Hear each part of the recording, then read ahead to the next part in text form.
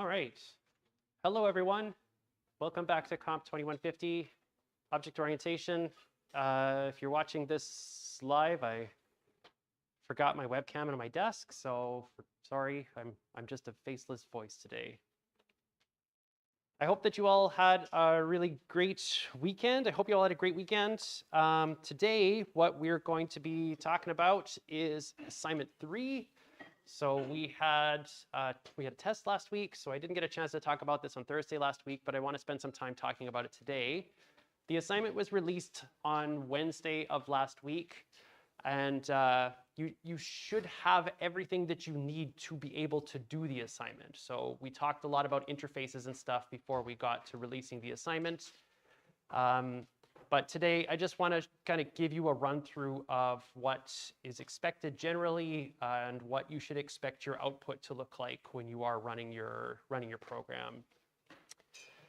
After that, we're going to move into the wild and wonderful world of JavaScript.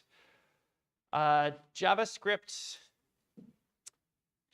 is a thing. JavaScript is a real thing. It's a programming language. It's a programming language. We can give it that much credit.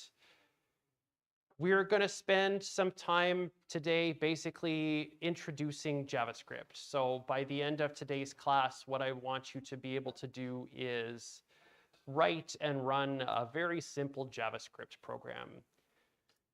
We're not going to be using... I'm going to show you how you can use your web browser to do this, but we're not going to be using our web browsers to do this. We're instead going to be using a piece of software called Node.js, and this is an interpreter for JavaScript that lives outside of a web browser. It uses the same, I believe it uses the same internal technology as Chrome and Chromium, but we're not going to be using our web browsers to actually run JavaScript programs. We're going to be using a command line program to run JavaScript programs. So with that, let's take a quick look at assignment 3. So I got a PDF copy of it up here on the screen. The trend here is simulations. We're doing another simulation. This time, though, we're not doing a simulation that is a discrete event-based simulation, but instead we're trying to do something that's a little bit more of a continuous simulation with time. So instead of getting events that you're processing in your system, you're going to actually be simulating time. So like tick, tick, tick, tick, and do stuff in that period of time that you have. Time here for us is kind of a discrete event, like, you know, one time unit elapses and then a bunch of stuff happens, and then another time unit elapses and another bunch of stuff happens.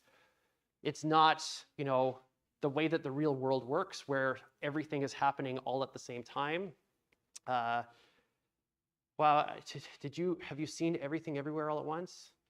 Did you watch that? Okay, if you haven't watched it, I mean, lots of people know about it now because it won Best Picture at the Oscars. Yeah, the Oscars. It won Best Picture. It's a super good movie. I would really recommend you watch it. It's really good.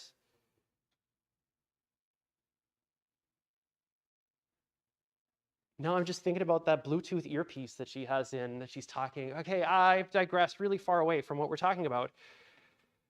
We're doing a time-based simulation, but we're not simulating time, real time, in the sense that stuff happens all the time. We're doing step, do stuff, step, do stuff, step, do stuff. What we're simulating in this assignment is a road. We're simulating traffic. I'm not going to watch this video. You're not required to watch this video, but this is a pretty good video that describes approximately what you should expect to see as output from your program in a way more simplistic form. This is a, you know, like a very well-made video that has editors and animators and stuff. I'm not expecting you to do actual animation for your assignments. But it's a pretty good idea of what you should expect to see when the kinds of effects that you can expect to see by running the simulation that you're running. This, you can click on this and it takes you to a website called ASCII-Cinema. It's like ASCII Cinema. It's a text-based animation viewing thing, but I'm just going to show it to you live instead of clicking on the animation. So I want to show you what the program should look like when you run it. I'm going to make this just a little bit bigger. Does that look okay at the back? You can see that okay? Is that big enough? Again, I apologize for the lights. I don't know what the deal is with this. You got, yeah, sunglasses at the back. When you run your program, you should expect it to prompt for some input. So how long should this simulation run for? I'm going to say that this should run for 100 units of time.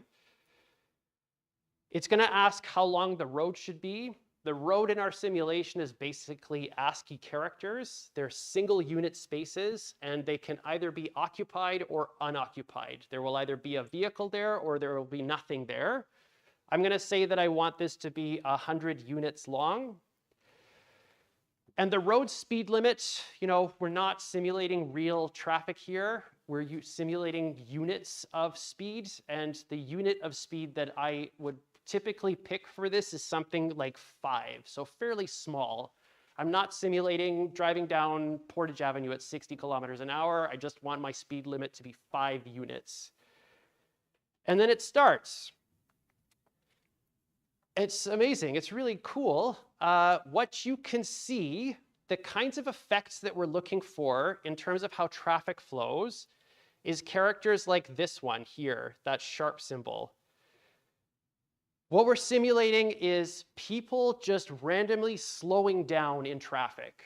So I don't know if all of you drive a lot or take the bus or whatever. No, nobody drives. Everyone lives directly on campus. Lots of people do, but there's always somebody on the road. There's always somebody on the road that will just like, oh, I'm either nervous or I see something and I suddenly need to slow down. And when that person suddenly slows down, what you see is this traffic like compressing behind them. And then as that person slows down, a bunch of other people behind them have to slow down. But that compression kind of stays even after that first person leaves. Once they start driving again, that compression stays there for a while. And eventually it disappears, but it stays there for longer than that person just slowing down and stopping. Basically because that one person slows down and stops, and then everybody behind them has to react, and it's a chain reaction. So if we keep running this, we're going to see different outputs, but every time we see one of those nervous drivers, we're going to see very similar effects. So things are flowing pretty nicely here, right up until we get these two nervous drivers, and they start slowing down, and you can immediately see that effect of traffic is compressing behind them. There's a bunch of cars that get kind of stuck behind them. A more realistic simulation, if we were to expand on this, would add things like multiple lanes, and it would add things like crashes, so like actual collisions where people have to stop for a while, or it would have speed limits that change along the road. Or more realistically in Winnipeg, where we have like these roads that are supposed to be fast, like Keniston and Route 90, a bunch of stoplights and intersections. More realistically, that's what we would model with something like that, but we only have so much time to do this, so we're trying to keep it simple. What we're trying to measure at the end is the flow of traffic. And the way that we're measuring the flow of traffic in this case is how many vehicles drive off the end of the road. So how many vehicles get past the finish line, basically? How many are able to get past the finish line by the time the simulation has finished? Getting this output, or some output that's similar to this, is half of the assignment. The other half of the assignment is that we have set up, we've provided you with a set of interfaces, and we're expecting you to run a suite of unit tests against implementations of those interfaces. The interfaces that we have provided to you look like this. This is really small, but there's a queue interface that defines a sequence of operations that you can run on a queue, things you should be expected to be able to do with a queue. This is an interface. This queue contains queue items, and this is an inner interface. So we're using this as a type that we can say all things that implement this type can be contained within this queue, but they don't have to do anything to be contained in this queue. So I don't really care if you can print this thing or not. I just want it to be able to be put into this queue, and that's all we're using this type for. So when you're implementing a queue item, this is going to be the class is going to be, the class that you implement this interface in is just going to be what you want to put inside the queue itself. And then the class that you define as what the queue is going to implement the queue interface. There's a road interface that has vehicles on it, and it has methods that allow you to get vehicles at a specific location or add a vehicle to the road, to the beginning of the road. There's an interface that is a time-driven simulation, and this is kind of a framework of these are the things that you would have to implement to do some kind of a time-driven simulation. So void step here is change the state to the next state. So tick time and do everything that you need to do within that unit of time. Be able to get the current time, the amount of time that the simulation should run for overall. Ask the simulation to print its current state. So what the state in this case, the road is, you're going to print out the road itself. Print a summary at the end. This is where we're printing out what the traffic flow was in our simulation. And then apply settings here is I've got some settings that I want to apply to this simulation. So take as input these specific settings and copy values to yourself. The time-driven simulation settings interface. This, all we know about it, the super type here is that there is a maximum amount of time that you should be allowed to run this simulation for. The time unit instant, this is effectively an integer wrapper. It's an integer wrapper. We just want to have something that you can measure time units with. And we've got a default method in here that calculates the difference between 2 units of time. We've got a vehicle interface. And the vehicle interface extends queue.queueItem. So this is an interface that extends another interface. You probably want to put vehicles in a queue. You probably want to put vehicles in a queue. What the vehicle can do is increase its speed, decrease its speed. You can ask to get its current speed, its position on the road. You can ask questions like, are you going to crash into another vehicle? The answer to this question is basically, if I move, will I collide or will I go past another vehicle on this one-lane road, the one that has been provided to me? I want to move, so change the vehicle's position by its current velocity. I want to ask the question, is this a nervous driver or not? So is this one that I should be slowing down randomly or not? And I want to be able to get a character representation of this. And this is just basically a single character, a random character. And finally, there's some code in this document that you can copy and paste. So here is, this is the set of characters that are normal vehicles, and this is the set of characters that are the nervous vehicles. And I have put some code in here somewhere. Where did I put that code? Oh gosh, did I not put it in here? Basically, pick a random character from that. So you can use something like this.char at newRandom.nextInt, and that will give you just a random character from that block. The other thing that we're expecting you to do for this is to actually implement the interfaces so that you are going to be able to run a test suite on them. This is a test suite that we have provided to you. The test suite looks like this. To be clear, you are not expected to be able to write this code. You are not expected to be able to write this code. There's some, what I'm going to just call, well, there's a little bit of black magic in this code. It's not magic at all. It's just Java. But it's well beyond the scope of this course. This uses features of terminals to print out colored output, and it uses a feature of Java called reflection to be able to ask questions about code, so to write code, to read code, and do stuff with code. And it uses a feature of Java called annotations, and annotations are a way that you can mark things on things, but that's a really descriptive way to describe this. You can mark code with other code. So You've probably seen @override before. Yes, yes. If you've seen @override before, this is an annotation in Java, that @ symbol, and then something is an annotation in Java that's used to mark things. So what this test suite does is it will basically take the class that you are implementing. So you're going to be changing a method that I'll show you in just a second. It's taking the class definition itself, and then we're going to scroll down a little bit here.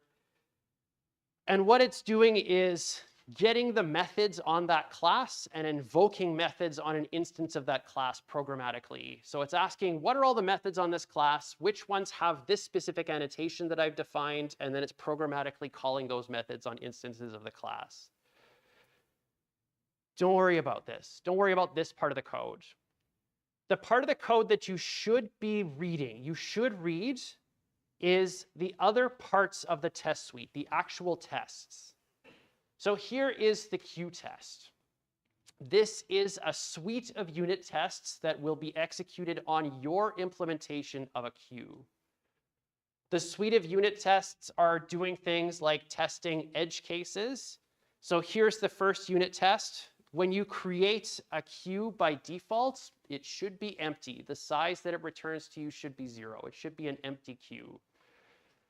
If I add one thing to the queue, the next test, then the queue size should change by 1. If I add one thing to the queue and I dequeue from the queue, I should get back the thing that I just added to the queue. If I add something to the queue and then remove something to the queue should be empty now. So this is going through and it's evaluating the behaviors that are defined by the interface. So you're going to provide the implementations, and we're testing the interface that we have defined. When you're running your tests, you're going to compile your code. So you're going to use a makefile, or you're going to use javac.java, however you want to compile your stuff. And then when you run the unit tests, so Java unit test here is going to run all of the unit tests for all of the implementations of the classes that you've defined, of the interfaces that you've defined. And this is what you should expect to see if everything is successful. So you should expect to see information, I'm starting this test, and then pass, I have successfully passed this test. So at the end of that unit test, it returns true. When you start with your code, most of these tests won't pass because actually none of the tests will pass because you won't have any implementations of the classes for the interfaces. When a test fails, the output that you're going to see is that the test has started, and then you're going to see in red here, fail. The test has not passed. It has failed. Test execution will stop when you have failed a test. So it's not going to keep going past the failed test. It should just stop once you have failed a test. And then your job is to fix the test. So add the behavior that's missing or correct the behavior that's being evaluated by the test itself. The one place that you're going to have to make changes to the code that has been provided to you, and this is the only place that you are going to make changes to the code that's been provided to you, is in this time-driven simulation main class. The code that you should be changing are all of these static methods at the bottom of this class. And what we're expecting you to do is return a new instance of the class that you created that implements the corresponding interface. So for example, in this queue method, what I'm expecting you to do here is you're going to create a queue class. So I'm just going to call your hypothetical queue class queue implementation. We're expecting you to change this to say return new queue implementation. Semicolon, and then you can comment out this throw unsupported operation exception. Those are the only lines of code in the interfaces and code that has been provided to you that you should change.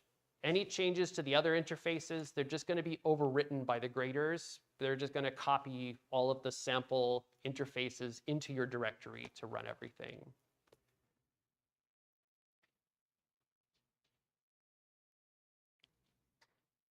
All right.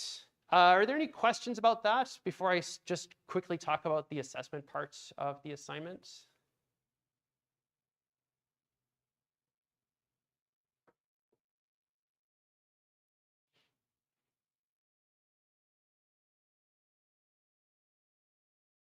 Okay, cool, cool. So the last part that I want to talk to you about is the assessment part. I guess one quick thing. The animation part, we have implemented the thread sleeping, the part where it breaks, pauses for a little bit. If we don't have the pause, it would just be like all the output gets printed out and there's no break, so it doesn't really look like it's animated. We've implemented the thread.sleep part. The part that you're going to need to do when you print stuff out is use that this carriage return character. So this is what changes the position back to the beginning of the line.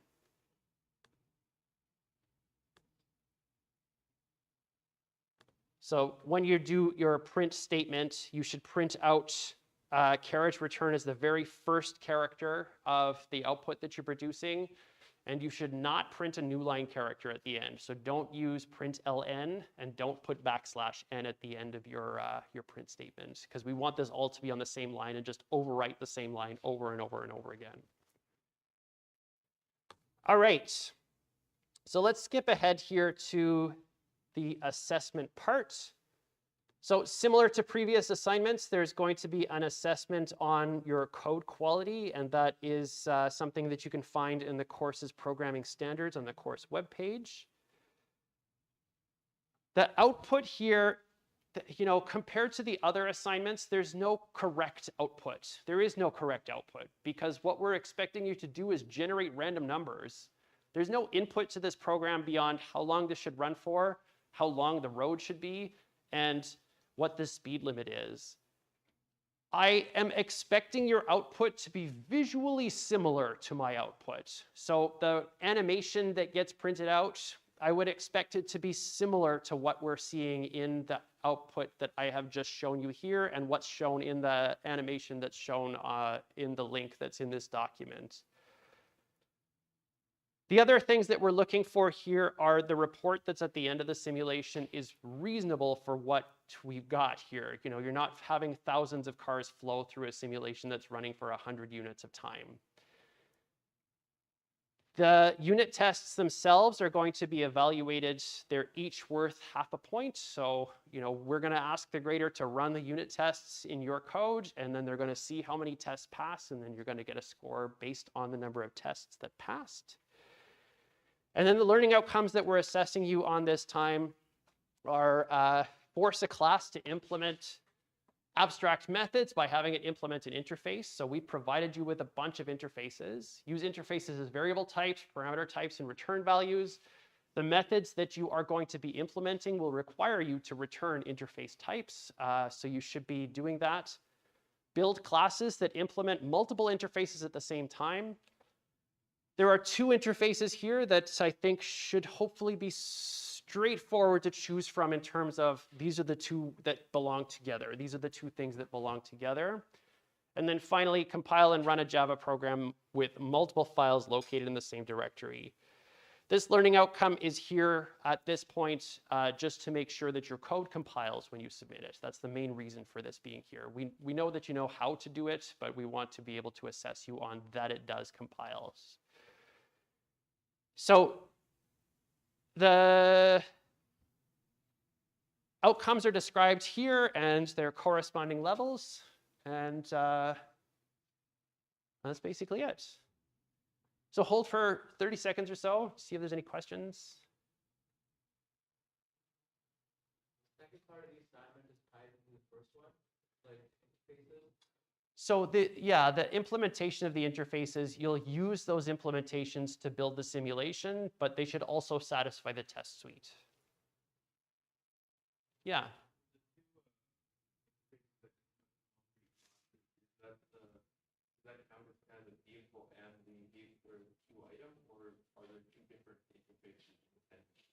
There are two interfaces that are independent of one another that you might want to have one single class implementing. If you see what I'm getting at here. Yeah. if that answers your question. Okay.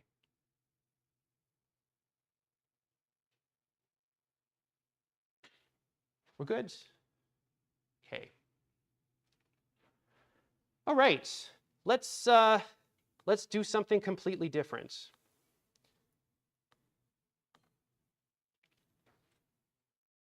We're going to start talking about JavaScript, but I kind of want to introduce this by doing a little bit of a compare and contrast between static programming languages and dynamic programming languages. We've seen these terms a bunch of times now. We've seen the term static and we've seen the term dynamic a bunch of times over and over and kind of in different contexts. Static and dynamic are words that are used to describe different features of programming languages. One of those features is types of variables. So in languages like Java and C and C++, the static keyword is used to describe the type of variables. They are statically typed. This is something that happens at compile time.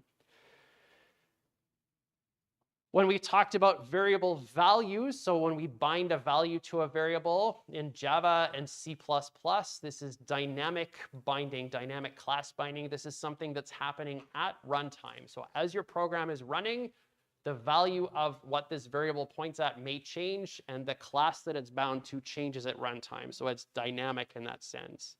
Static at compile time, dynamic at runtime. The other place is memory allocation. So I've got static stack, and then this also says dynamic heap. It's cut off at the bottom. I'll fix that. I'll fix that, but the version of the slides that are posted on the course webpage they're not cut off. When we do memory allocation in Java and C++ both, stack variables are statically allocated in the sense that when the program is compiled, the stack frame's size is predefined. We know how much memory should be allocated for a stack frame.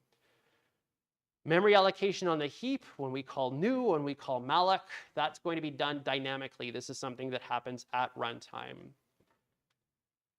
Java and C++ are languages that I would describe as static or semi-static. There's a bunch of stuff that happens at compile time when the program is compiled. A dynamic language, though, a language is dynamic if all or almost all of these different things are happening at runtime. So if variable typing is happening at runtime, if variable values are bound at runtime, and if all or most memory allocation is done at runtime, I would describe a language as dynamic.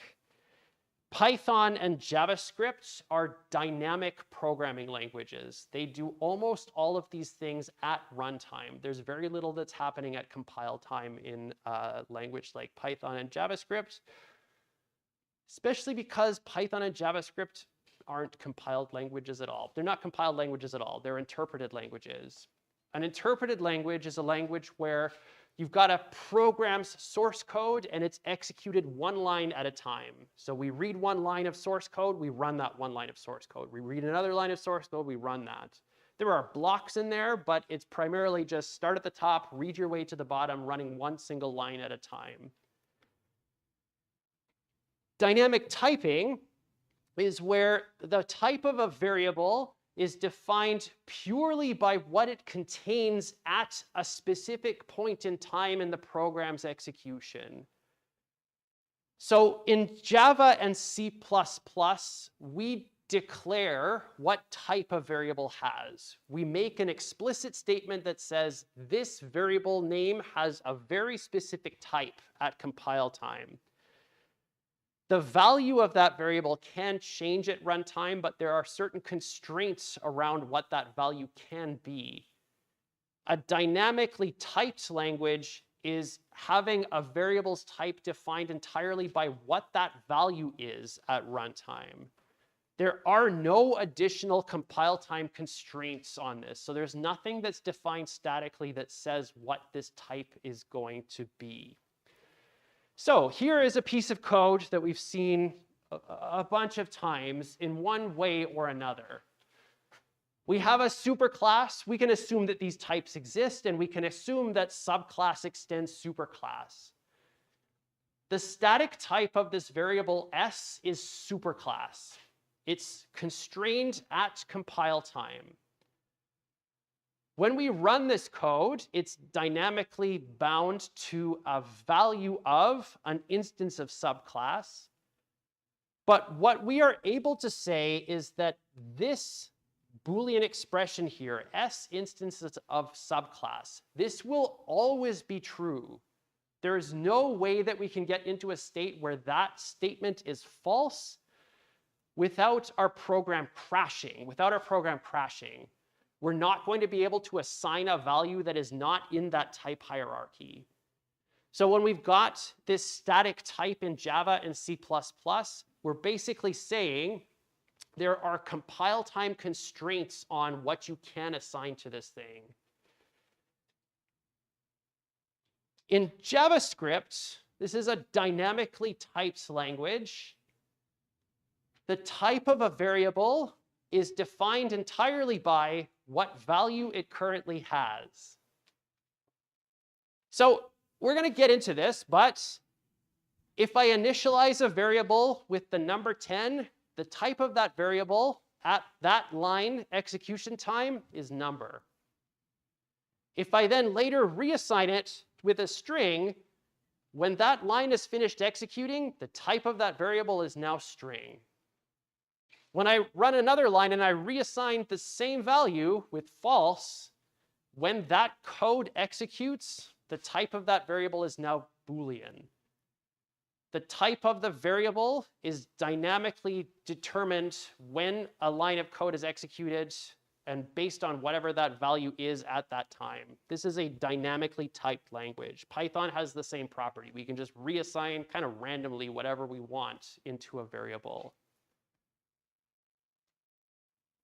This kind of means that everything in JavaScript and Python and dynamically typed languages is effectively like a pointer. It's kind of like a pointer. All of our variables are stack allocated variables. Even in places where we don't have a stack yet, they're pre-allocated for us. So the variables that we're talking about are either primitive types like number and string and Boolean, or they're pointers to dynamically allocated values. And we can think about this in the way that we can think about pointers in C. A pointer in C is a variable that holds an address of a value that we want to point at. Remember that when we have objects, when we have things that we're pointing at in these languages, we have this tag, this metadata that describes the type of what that thing is. In a language like Python or JavaScript, we'll have a tag, a little piece of metadata that says, this is what this variable's type is, or this is what this object's type is in memory at any given point in time.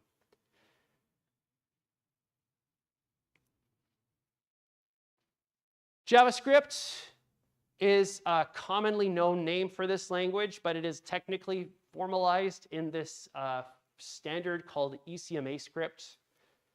When web browsers are implementing their JavaScript engines, they're implementing ECMA script. They're not implementing JavaScript, but everybody just agrees it's JavaScript. We all just call it JavaScript. So I'm just going to keep calling it JavaScript. I don't want to be pedantic here. Originally, this was built up in the early to mid 90s, and it was just as a web browser extension to make web pages dynamic. There was a time where web pages were just links and text and like colors and stuff and images. And again, I remember, when I was in middle school, we had software, Netscape, and then we had Netscape Composer. I don't know if you ever used Front Page, anything like that, where you like drag and drop parts on a web page. Oh gosh.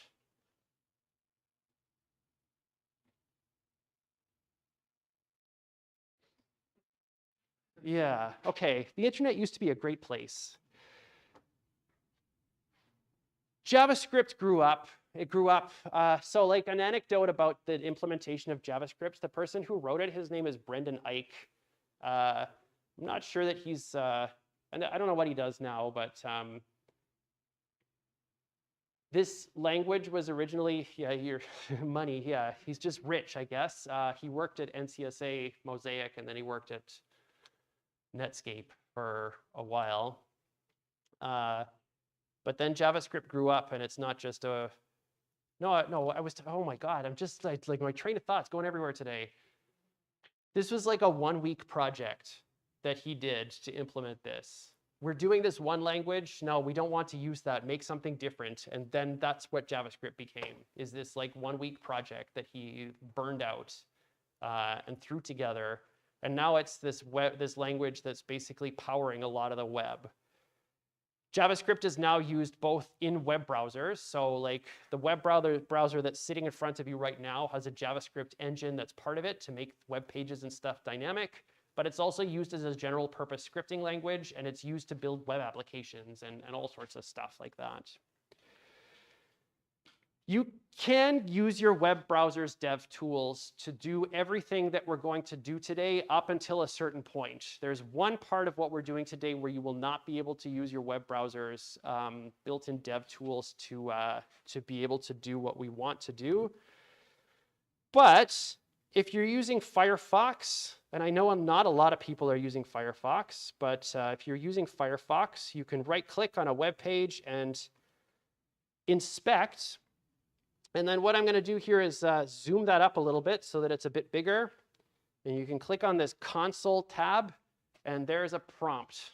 There's a prompt.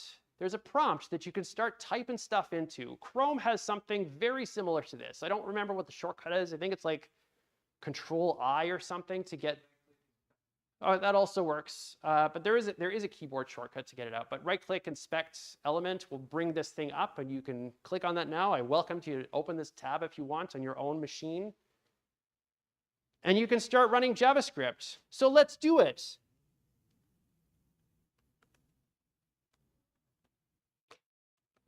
We did it. We ran some JavaScript. Hooray, yes, good. This is what's called an REPL, a read, eval, print loop. So this is just kind of something that's sitting there. It's waiting for you to type text in. You type text in and press enter, and it will evaluate that text. It will print the output, and then it will loop back and wait for you to type more input into this thing. You can do this. You're welcome to keep doing this if you want to follow along with what I'm doing today. But we're not going to be using our web browser to do JavaScript development for the purposes of this course. So I'm going to close this now. We are going to be using a program called Node.js, so node.js. This is something that you can install on your own machine, but it is installed on Aviary. The version that's installed on Aviary is significantly older than what is available on the Node.js website. The version that's on Aviary is version 12 point something. The version that's available on the Node.js website is like 20 point something. It might even be 22 point something. It's significantly older. When you are writing your own code, the code that you write must run on Aviary. It has to run on Aviary. So please make sure that you're evaluating your work on this archaic and ancient version of Node and not just whatever you were able to get from the Node website. Let's go and start writing some JavaScript code here. So I'm going to create this new program called first.js. When we are doing JavaScript, we use .js as an extension for our programs. And I'm going to do the same thing that I just did in that debug console. I'm going to say console.log hello world. I'm going to put a semicolon at the end of my file here. I'm going to save it. And then in my terminal, I'm going to run node first.js. Great, we did it. We ran a JavaScript program. So when we're doing output in general with JavaScript, we're using this console.log to produce output. So any print statement that you want to write, you're going to be using this console.log. I'm going to go back to my slides just for a second here. This section kind of goes on forever. This kind of goes on forever, but I'm just going to step through these in my VS Code. This is here as a reference for you if you want to see a slightly more condensed and typed out version of what we're doing. But I'm just going to live in VS Code for the next little bit to kind of show what's going on. So our JavaScript program and all JavaScript is using console.log for output to the terminal. When we want to write comments in JavaScript, we can do comments in the same kinds of ways that we could with C, C++, and Java. So we can do end-of-line comments with double slashes. And we can do asterisks for multi-line comments. So /* and then */ for multi-line comments. And just like Java and Python and C and C++, comments are ignored. So they're not part of our code. They're just documentation to describe what we're doing here. In JavaScript, semicolons are optional in the same way that they are in Python. You don't have to have a semicolon at the end of a line to terminate a statement.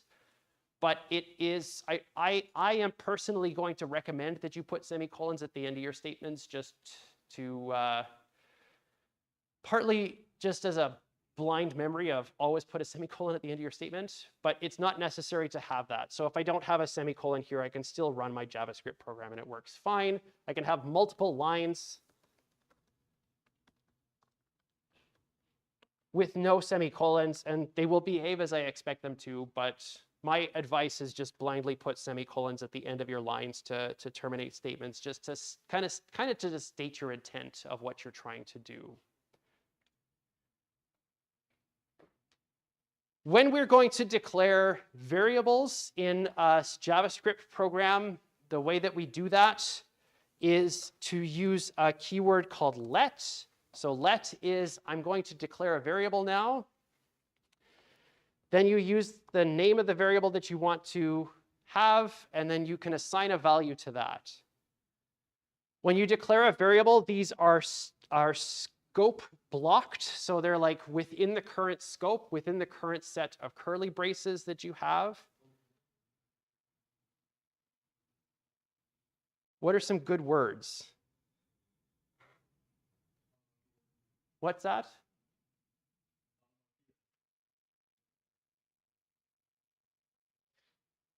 I don't know how to spell that. Close enough. Variables declared with let are scope blocked. So let me put that in here, block scoped. So what I mean by block scoped here is like if you declare it inside of a function, it's declared inside the function. If you declare it inside a conditional statement's curly braces, it's inside that conditional statement's curly braces. A block here is something that's surrounded by curly braces in the language. So here's a block that has this variable called words. When you're assigning values to a variable, you can assign it any kind of value that you want to assign it. So we can say let number is equal to 9,000. We can say let not false is equal to true. There are some bare words in here like true and false for constants. There's another way to declare variables.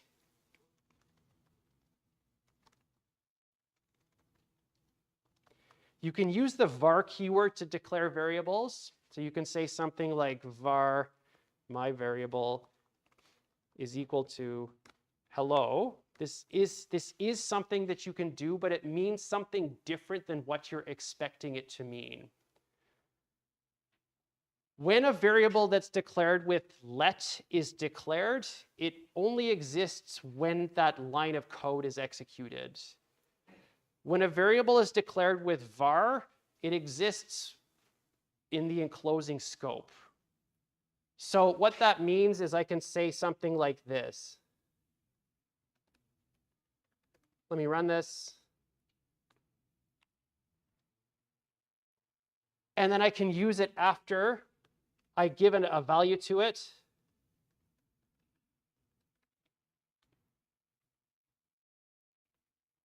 and I get the output that I'm expecting. I'm going to delete the other two console.logs here. So the first time it prints out, it's as though it were declared. There's no error that gets printed out. It's just this variable exists. It hasn't been initialized yet. After I initialize it with a value, now it's initialized. Var means this variable exists even though it's in the middle of my program, and I can refer to it before it has been declared, but it hasn't yet really been initialized. My advice to you is just don't use var. Just never use var. It's something that you might do if you're used to using more modern Java than what we've been using in this class. Var is a way you can declare variables in Java 17, I think. I forget when they introduced that. But my advice is just don't use var. Always use let to declare a variable in JavaScript. JavaScript is a language that I would say is a forgiving language, unlike C and C++ and Java. I can do stuff like, say, let something equals hello. This is a variable. I've declared it. When this line is executed, the type of this variable is string. After this line of has executed, it's string.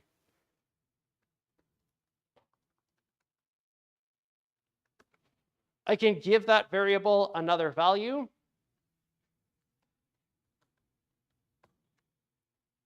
And then I can print it out.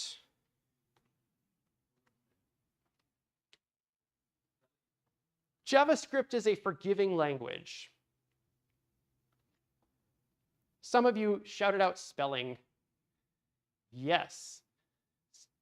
There was no error there, though. It worked just fine. It worked just fine. I didn't get the output that I was expecting. I would have expected to see here goodbye, but it worked just fine. There was no error produced as output here.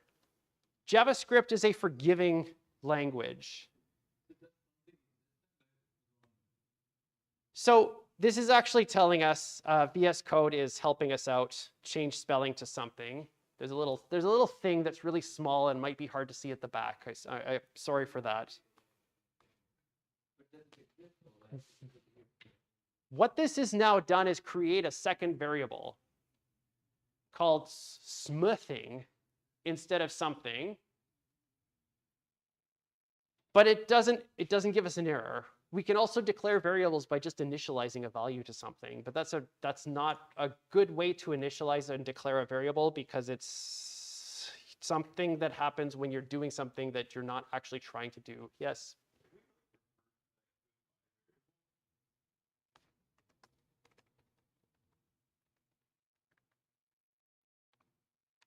Yes. Because it exists. It's declared after the statement has executed. How is it different from let? You're not supposed to declare variables that way. JavaScript is just a forgiving language. Sorry, repeat that, please. I actually don't know. I don't know whether it's let or var declared. JavaScript is a forgiving language because there are decades of source code that are just around on ancient websites that didn't have the let keyword to begin with. So there are versions of JavaScript that existed before this, and let wasn't a thing. So in order to keep them working in modern web browsers, we just have to keep supporting those old declaration mechanisms. We can get around that by using a feature in JavaScript called useStrict. JavaScript is a weird language, and the way that you use strict is by putting a string that's the first line of code in your program. So an actual literal string. I'm putting double quotes here, use strict, and this is a statement, so it ends with a semicolon. Having this string appear first in this program tells my JavaScript interpreter that it should not allow me to create new variables without declaring them with let. So if I save this and run it now I'm getting an error when I try to refer to that. And it tells me right away. So on line 21 here, I'm referring to this variable smething. I'm assigning a value to it. It's not defined. So spelling mistake, basically. Yours worked still? Make sure you spell strict correctly, yeah. And it has to be the first line of the file. It has to be the first. Oh, you put, okay. So this is, thank you for helping out with that. This is case sensitive. This is not the same thing. It has to be lowercase u here. So this statement has to be the first line of your file. And what this does is turn on a bunch of different features that are basically indicating that this is modern JavaScript and we must declare variables before we're allowed to use them. This is something that you can't really use on your console if you're using the web developer console. I think you can still put it in as a statement, but I'm not sure if it turns on all of those features. But when you're writing a JavaScript file, make this the first line of your file, and then everything after that will be interpreted the way that you're expecting it to be interpreted. So I'm going to comment that out and fix my spelling here, and then it will work the way that I'm expecting it to work. I'm still able to use that my variable before it's been initialized because I've declared it with var, because that's not an error in modern JavaScript. That's something that you can do. All right. One thing that you're going to have to be able to do with a dynamically typed language is to determine the type of variables at runtime. In C++, we used that dynamic cast function, and we tested to see if the result was null pointer. In Java, we have the instance of operator to ask what variable's type is at runtime. In JavaScript, we have something similar to that. So I'm going to put some variables here. I'm going to say let x is equal to, I'm actually just going to say let x. I'm just going to declare my variable. I'm going to print out what the type of it is. So console.log type of x. Type of is an operator. I don't need parenthesis around it. In the same way that size of is an operator and instance of is an operator. We don't need to put parenthesis around it. The type of a variable that has been declared but has not been initialized by default is undefined. It doesn't have a type because it hasn't been initialized with a value. There's nothing in it yet, so it doesn't have a type yet. Once I initialize it with a type,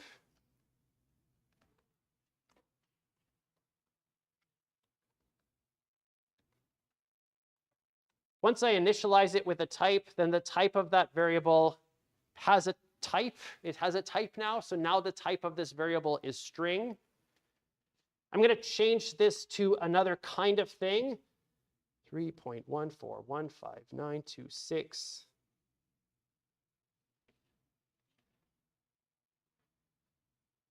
When I do this in engineering classes, they just keep going. What's going on? Approximately 3. Yeah, good enough. That's as far as we need to know, right? Type of x. So I can change the same value of this, and then the type of this variable changes at runtime. In Java, when we have instance of, we can always count on instance of being something of that subtype or that supertype, of that hierarchy, that specific hierarchy. In JavaScript, this is just whatever type the variable happens to have in it at runtime. There's no hierarchical relationship between Boolean and number and string. They're all different types. The only thing that's telling us what the type of this variable is what it currently points at. And what it currently points at here is nothing, a string, and then a number type. Yeah. Sorry, just a second. There is just number, yes. So there's no integer, there's no floating point, there's no double, it's just number. There's big int and number, yes. Yeah, sorry, Sanjam.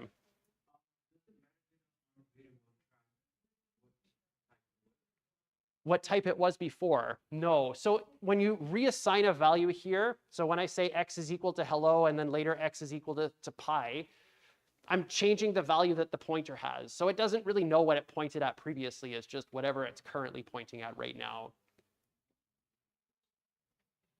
Okay. The control structures in JavaScript are effectively the same as they are in the languages that you are used to. So things like conditional statements, if something is equal to hello, this is effectively the same thing. Control structures don't really change. So conditional statements, I'm just going to put a semicolon there. We've got while loops.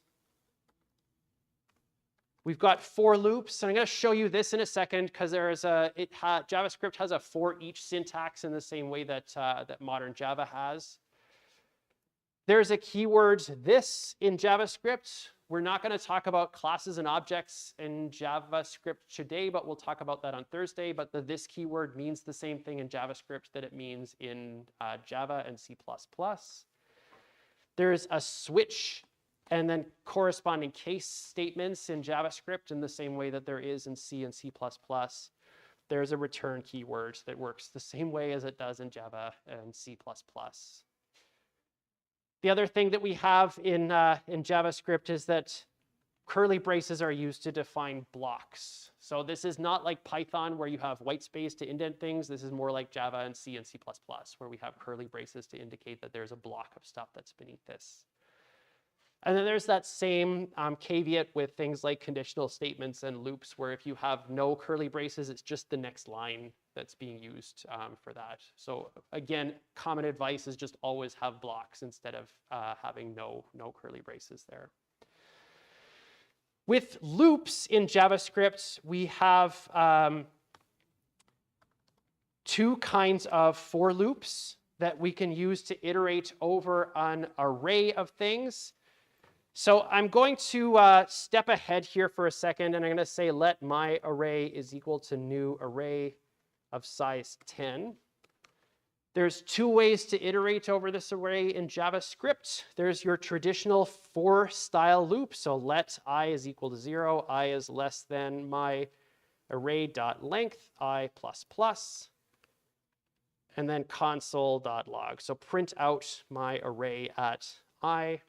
So this looks effectively the same as what you've seen in other languages. In Java and in JavaScript, there is a for each style loop.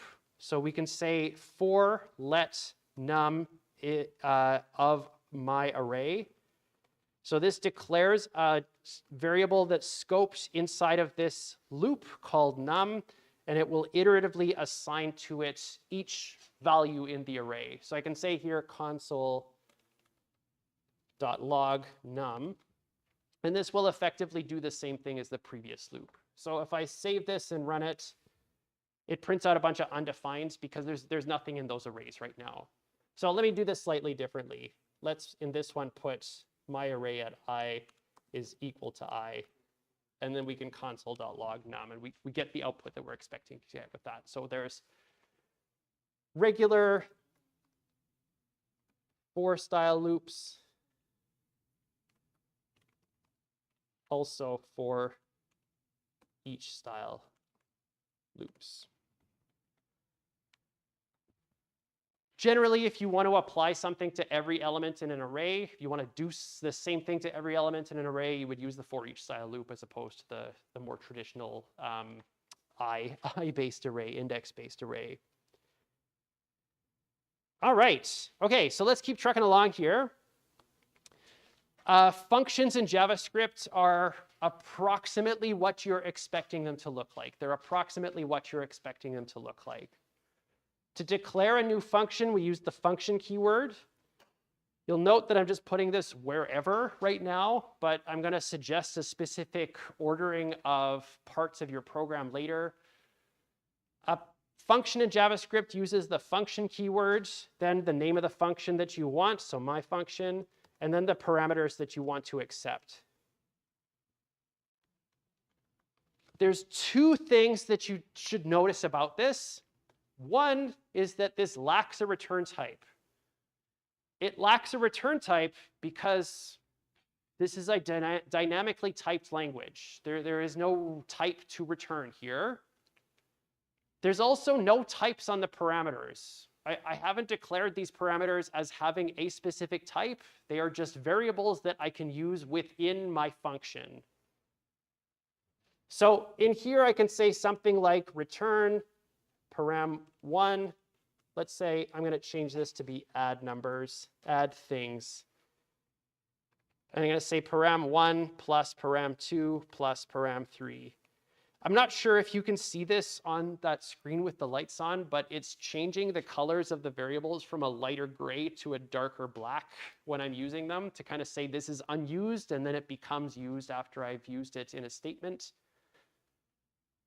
That's a nice little feature. When I call the function, I'm going to call it in effectively the same way that you would expect to call it. So I'm going to say let sum equal to add things. And then I'm going to say 10 and 20 and 30. And then I'm going to say console.log, the sum is plus sum. I'm going to run that. The sum is 60. Okay, great. This is what we expected to see as output here.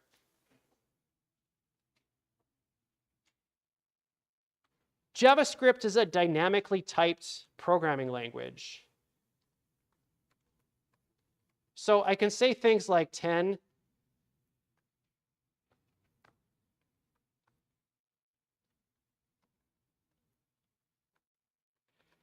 Just looking at this. Good. Sponsored.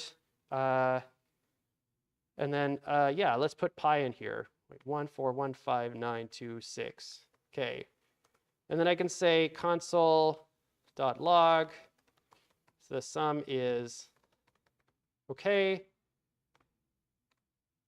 And it works. It works. Good. This is a dynamically typed programming language. We are not stating what types we are accepting as input to this function. We are just accepting values into this function. The return type has changed based on what we have called this function with. So I'm going to say console.log type of sum. And I'm going to say the same thing here.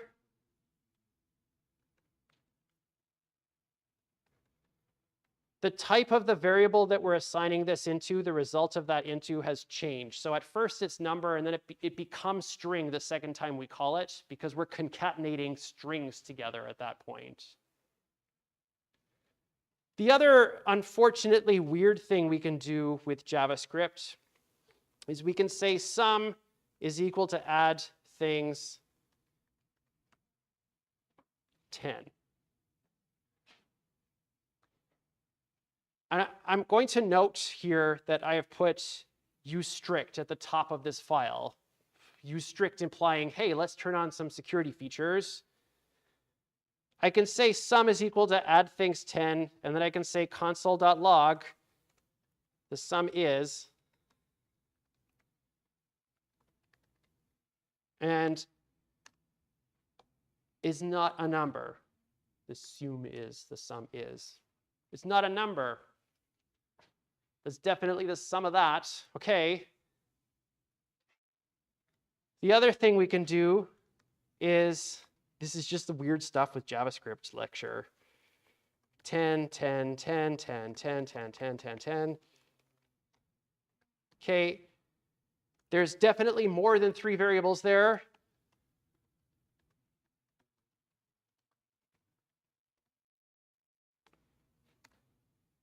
And it just works. It just works. Yeah, good. Confused looking expressions. Yes, excellent. That is the correct expression to see. Let's go back up. I'm sorry, I've hidden the declaration of this function.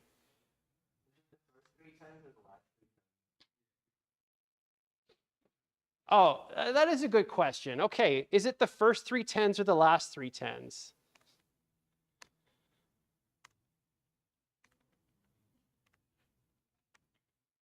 This is a really bad way to do this. 1, 1, 1. Okay, good. Now we should know the difference between them. It's the first three. The first three arguments are the ones that we actually get showing up in those parameters. I will again note that we have useStrict turned on at the beginning of this function. JavaScript is what I would call a forgiving programming language. It will let you do stuff like this. There is something that we can use in a function to get access to the parameters that have been passed to the function in a way that's not by name. So I'm going to change this to be, I'm going to say here instead console.log in add things. And what I'm going to print out here is a keyword called arguments. Arguments is a variable that's available to you inside of a function scope. And what it gives to you is an array of all of the arguments that were passed to the function.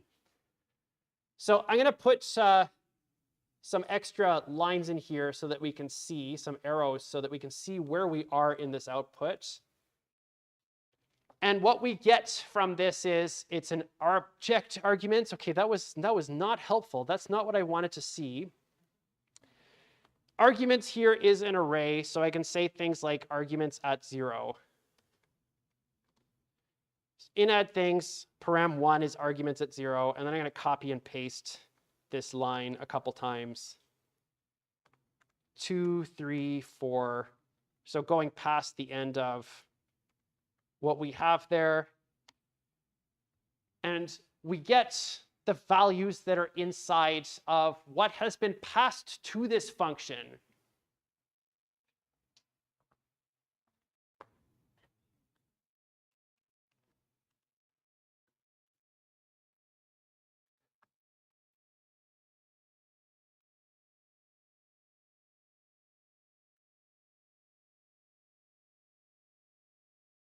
.length is an attribute that we'll see we can call on arrays. The total number of arguments that have been passed to this is 1 or 10 or whatever we have passed to it. JavaScript is a forgiving language. It's a very forgiving language. And it's going to let us do things that we didn't really anticipate being able to do. Like we could, instead of, okay, this is just a hypothetical, we could have function add things that takes no arguments, and we just pass it as much as we want, and then write a loop over the array that gets passed to us and do stuff that way. So I could have something like this, hypothetically, a function that takes no parameters, but I can say let sum is equal to 0, and then I can say for let num of arguments sum plus equals num return sum. And then I'm going to comment this one out.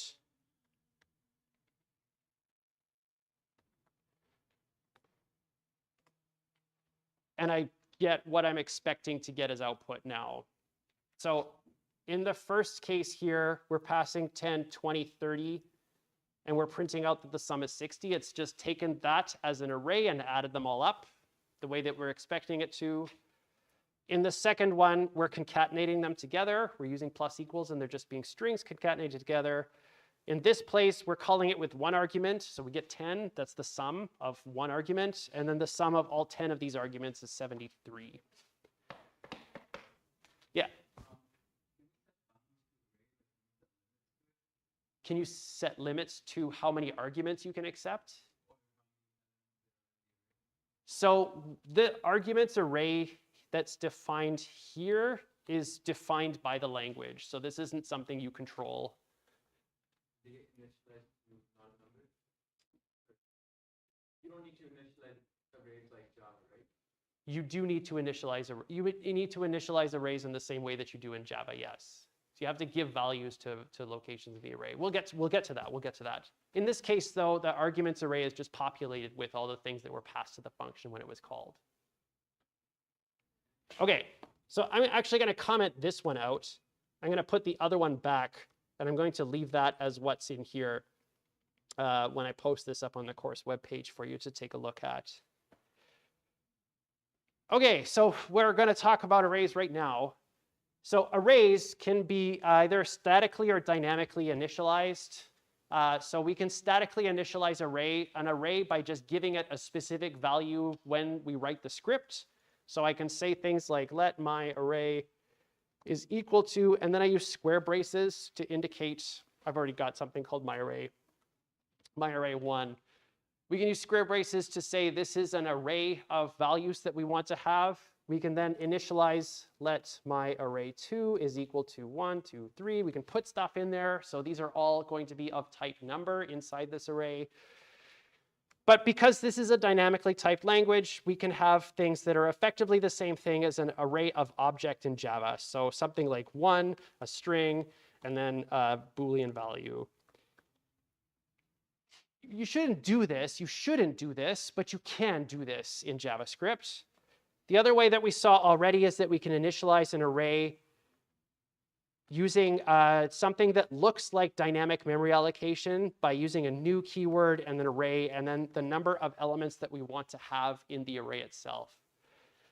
When we use this notation, all the values in here are initialized as undefined. So in this last one, we have 10 undefined elements. Not the string undefined, but they're actually just like null. There's nothing in them right now. There are a bunch of methods that you can use on arrays. So we've seen .length. We've seen subscript indexing using square brackets.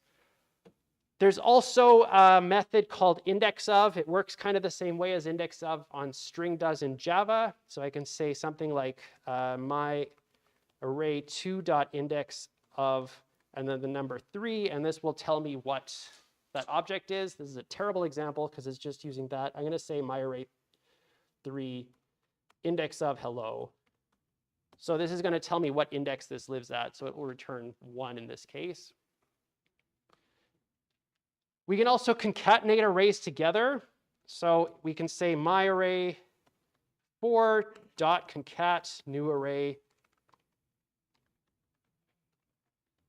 20, now we have 30 elements in the array. So this is just taking the contents of the thing that we passed to it and sticking it on the end. So now we've doubled or tripled the length of this array. And we can concatenate new things on the end of this array. So my array4.push 20. Push is going to add things to the end of the array. So unlike Java and C++, arrays size themselves dynamically. They will grow as we're adding things to them. Strings in JavaScript I've been using double quotes to do this, but single quotes are also values. They're also things that you can use to delimit a string. There's no character type in JavaScript. Everything is a string.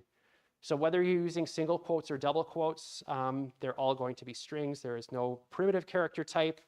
We've seen concatenating with plus in the form of our add things function where we added some strings together. And we've seen it here when we're printing stuff out on the terminal. We use a plus, kind of like Java, to concatenate strings together.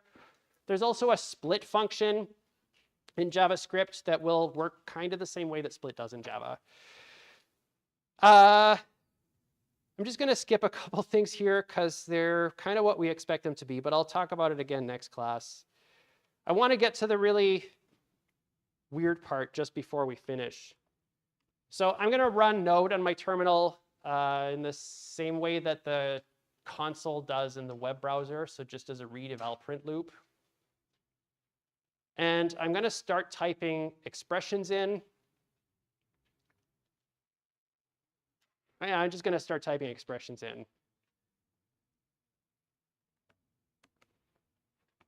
OK. We're good with that?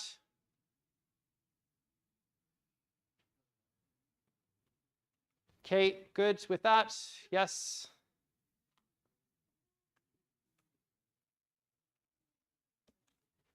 We're okay with that? Yes.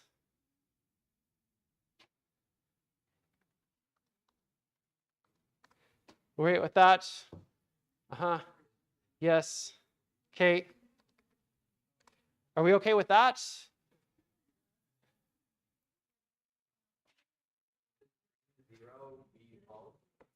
String 0 be false? Yep. An empty array is also equal to the empty string. However, this is not transitive. So like the empty string is false. The empty string is equivalent to the number 0. The number 0 is equivalent to the string 0, but the string 0 is not equivalent to the empty string. So it's not transitive that way. When you're comparing values in JavaScript, what's happening is that the types of the operands on the comparison operator, they're being coerced into the same type. So taking the empty array, for example, and comparing it to 0, the empty array is coerced into an integer before it's compared to the number 0. So it's transformed into that value. We can get around that using a different operator that's 3 equal signs. And 3 equal signs says don't coerce types before comparing them. Just actually compare them as the type that they actually are. I want to show you one really quick thing. I'm going to show it to you. I'm going to post a link to it, but I'm not actually going to watch it. The thing that I'm going to suggest you do as homework here is search for destroy all software, and then the word WAT, what. And it's this first thing here. I'll put a link to this in the course notes for today. This is only like 4 minutes long. It's worth watching. It's quite funny. We'll get back to JavaScript. We're almost at the end of the introduction to JavaScript, and then we're going to talk about classes on Thursday. Thank you all for coming out and giving me a couple extra minutes of your time, and I will see you all on Thursday. Bye, everyone.